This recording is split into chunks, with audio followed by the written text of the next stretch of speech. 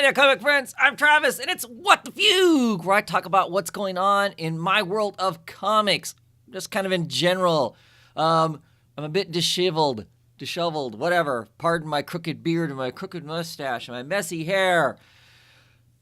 Well, it's been like 3 weeks since I've done a video or something like that. Life has just been stupid busy. I have been traveling for work quite a bit. Was horrendously behind on comics. Now, just this last week, that would be May, 15th or 16th, something like that. Those comics I actually got sitting here next to me. I'm about ready to pull them out of the bag. I just finally got the rest of my comics read. Hopefully, I'm going to get back on track with some level of normalcy in my talking about comic books and whatnot. We'll see. In 2 weeks, Chloe, my youngest, graduates high school. So I don't know. That's probably going to make me busy. Hopefully this next week, I will do a comic book roundtable. I'll talk about some of my comics. And then hopefully we get into the summer work. I have adequate employees to do the stuff that needs to be done, so I won't be working 6 days a week, because that's what's been happening right now. I've been working 6 or 7 days of the week. Nothing like being salary. At any rate, I don't know why I titled this What the Fugue. I'm just whatever. I mean, I thought about talking about all the comics I have been reading. I don't really have them in front of me. Kind of looking back over old lists of stuff. I'm still not impressed with Detective Comics. I'm looking at my old list here. She Could Fly, Lost Pilot. That's the second arc of She Could Fly. Still loving it as much as always. Bronze Age Boogie from Ahoy Comics continues to be entertaining with issue number 2. Excellence is a new book that's out. I like it. It's kind of set in a modern world, but there's magic and houses of families of magic. The book is clearly got some father-son strife type stuff in it, which I enjoy reading. That sort of thing. This latest issue of Catwoman, issue number 11, was not good. If it continues down that path, doubtful I will continue to get it. Not really great art. Not a whole lot happened in the book. It was a large chase scene. I don't know. Infinite Dark is interesting. It's changed in some sense because we don't have the same sort of existential threat we had before. It's different. Now it's more about people and the chaos that they can create. These Savage Shores, issue number 4, finally came out. It is an excellent book. The vampires are moving in, so it'll be interesting to see how that all plays out. Just a gorgeously illustrated book. First issue of Eve's Stranger came out. That is a Black Crown book drawn by Shelley Bond's husband. It's kind of a mix of John Wick and Memento. If I was going to use a movie analogy for it, character does not remember who she is. Her short-term memory is shot, but she's clearly some sort of able to fight awesome and all kinds of flashy and that sort of thing. So I'm enjoying it. Ice Cream Man number 12 came out. It was most excellent. I got the Tula Latoy cover. Anytime there's a variant cover that's Tula Latoy, typically I will pick it up. But Ice Cream Man continues to just be the wild ride it always is. Black Hammer, Age of Doom, I am enjoying. It was issue number 10. It's still good. This arc is going to be ending without a real end to anything. I'm enjoying the main book. I love the art. I'm a bit concerned with how the book, how the line is stretching itself. I am not enjoying the Black Hammer 45 at all. I intend to drop it, as a matter of fact. And it's the only of the Black Hammer stuff that I will not continue with. Wasted Space. Continue to love Wasted Space. Wasted Space issue number 9. Had some great stuff going on in it. Really enjoyed it. Shadow Roads finally came out again. Continue to like the whole 6-gun world and all the stuff that's in it. Deadly Class continues to be excellent. I still feel like that Wes Craig art, if you look at like the first couple years versus what he's putting out now, is different in that this feels more rushed, less refined. He's always had a very fluid style, but now it seems scratchier, less of a fluid line, I guess is how I want to say it. Lodger number 5, the last issue of Lodger came out. I love the Lamphams. I love Deadly Class. I love tons of stuff they do.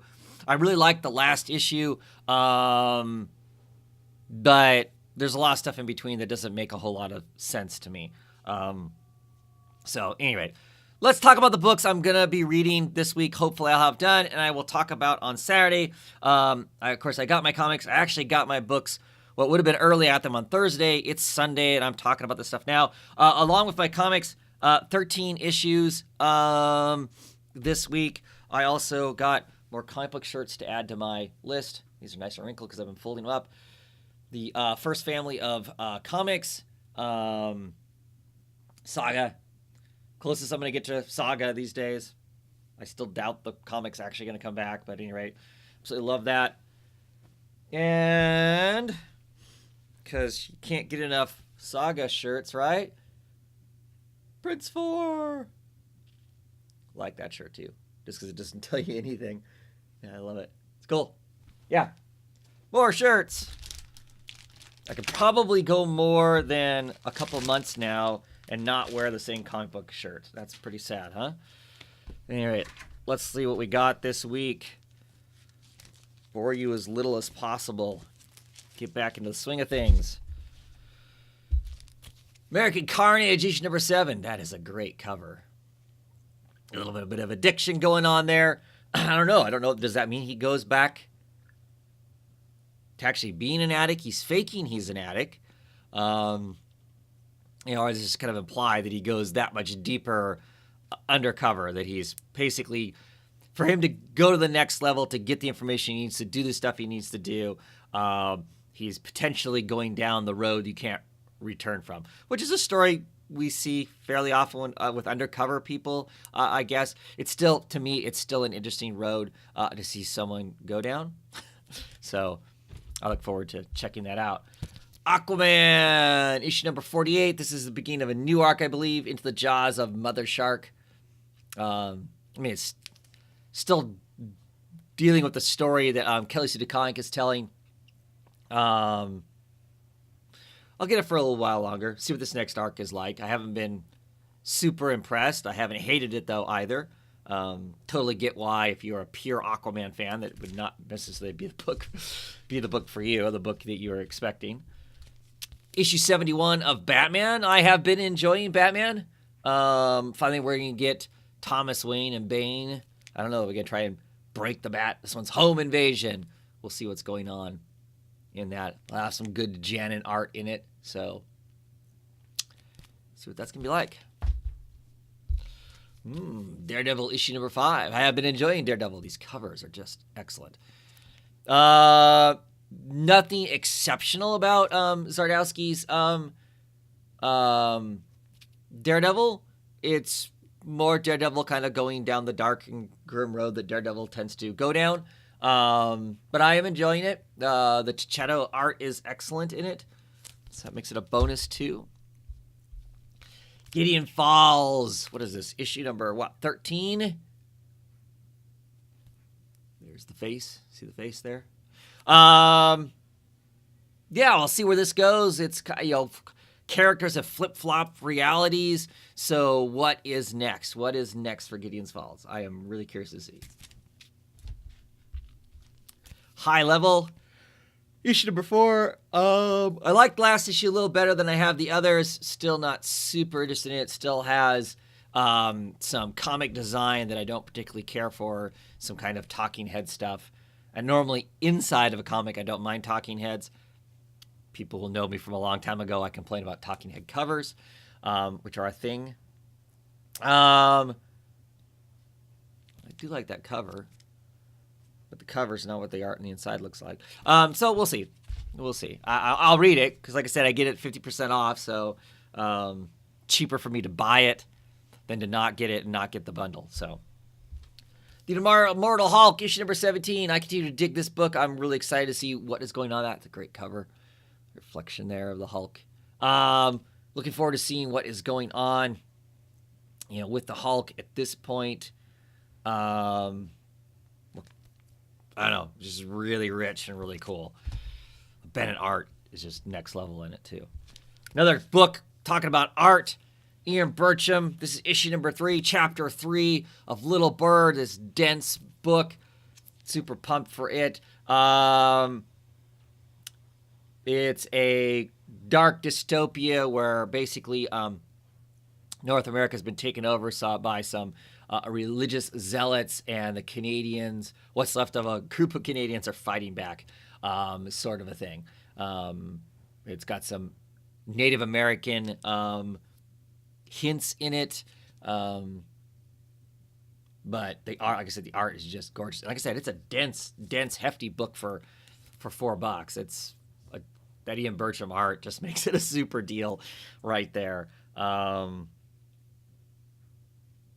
Yeah, looking forward to that. Another book I'm looking forward to, surely for the art and the long run of it, and just I like the ideas that are presented in it. Low, issue number 22, the Cicchini art, McCraig doing the colors on a Rick Remender book, dealing with hope or hope being dashed, and all that sort of stuff. We're going to take a dip back, I think, in this issue and see what's going on back down under the ocean. We spent an issue or two on top of the earth, and there's a major conflict coming, and I like it. I like the ideas that are floated in the book. Continue to really enjoy that. Another book I'm excited to be reading, Lucifer, issue number 8. Really, really like this book. They've added Aaron Campbell to the cast of artists. So now there is Aaron Campbell, Sebastian Ferrama, Max Ferrama, doing the art with Dave McCraig colors. So I don't know exactly what Aaron Campbell is working on in the book. Where does his art fit in amongst the rest of it? I do like him. He did lots of Birds of Prey artwork. He did an excellent run on like The Shadow and whatnot. So kind of the dark and the occult are all stuff that is stuff that he typically does. I love this cover. Somebody weighing a heart on the scales there. There's is that Anubis? Is that the god of the dead, Egyptian god of the dead? Yeah, so awesome looking stuff. Looking forward to seeing where the Lucifer story goes now. We kind of ended the last issue with us potentially going on some sort of an adventure with Lucifer. So does the book become kind of an action adventure sort of a story? He's not the mad poet now. So what is he? What is he next? What's the next exploration? I'm looking forward to seeing what Dan Waters, the writer, has to tell us as far as that goes. Spider-Man, Life Story issue number 3, the 80s. When I started really seriously buying comic books, I bought comic books before that, but the 80s is when I actually had my own money to really be looking at comics. Not that that's what this is going to have to do with, but of course there is the black costume. I definitely remember I read comics prior to and when his costume changed. That was all pretty exciting at the time. I largely am not been digging this book. The idea of it was way cooler than I'm not Batman. Jeez, Spider-Man through the through the ages. How does the times affect him? I don't know. I don't feel like we're really seeing that. And I'm not a Mark Begley fan, so the art doesn't excite me. So getting past the lack of interesting story with great art doesn't work for the book. So I can't remember how many issues it is. Is it like 90s and thousands? So there's like 5 issues? Maybe it's 6. I'll probably hang on to the end just because I'm this far in. But a new number 1, The Last Stop on the Red Line. I don't know if you can see that. Oh, you can there. It's pretty good lighting. Person's face there. And the red line, this is the subway graphic. Looks like it's coming out of their neck. So this is a murder mystery kind of thing. Murder on the subway or the train. Not sure exactly which it is. Sounded somewhat interesting. I don't know off the top of my head. I do not know these creators. Mayberry, Lotfi, Ranch, and Pruitt. Like I said, I do not know them off the top of my head. This is a 4-issue miniseries. Thought I would check it out from Dark Horse.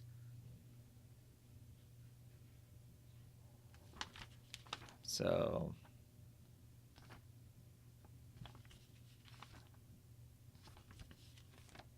just looking at some of the art inside. It's way brighter than I thought it'd be because, like I said, I thought this was like a murder mystery of sorts. So it's curious to see.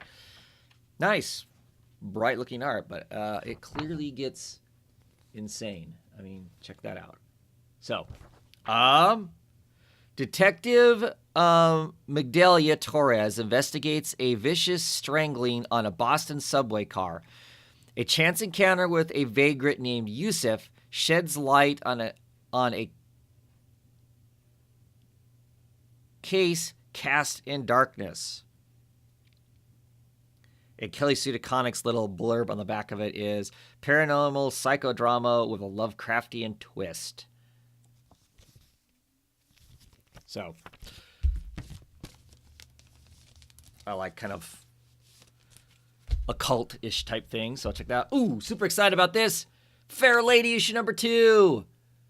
Contains a complete Fair Lady mystery. So each issue number 1, there's a thing that this Fair Lady, they're kind of basically medieval fantasy private eye, goes and explores and comes to some sort of resolution at the end of it. Maybe not an answer, maybe it doesn't solve necessarily a thing, but some sort of resolution towards the end of it. It is good. It was really good. It is a thick book. It's another book that has weight to it for its price. But the first issue was excellent. This lady detective kind of a thing after the war. She's, ex-military.